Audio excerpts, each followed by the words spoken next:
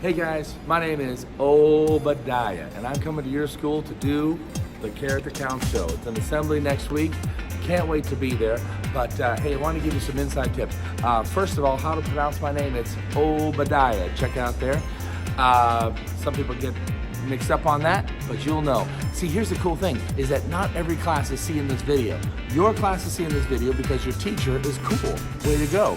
But the other classes, maybe they don't get to see it. Maybe they're too busy, whatever. But you guys are going to find insider information and get to know some secrets. This is one thing I'm bringing to the show, a box, but not just one box, 20. I've got 20 of these. What's that about?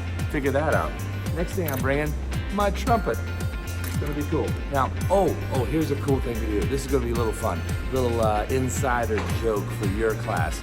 When I balance, I'm going to balance these things on my face. I'm going to make a big stack of them bounce on my face. When you see that, I want you guys to shout out, "Wow, that's cool." Okay?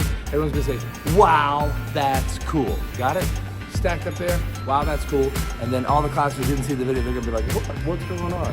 Anyway, again, my name is Obediah. Can't wait to meet you. After the show, make sure you give me a fist bump.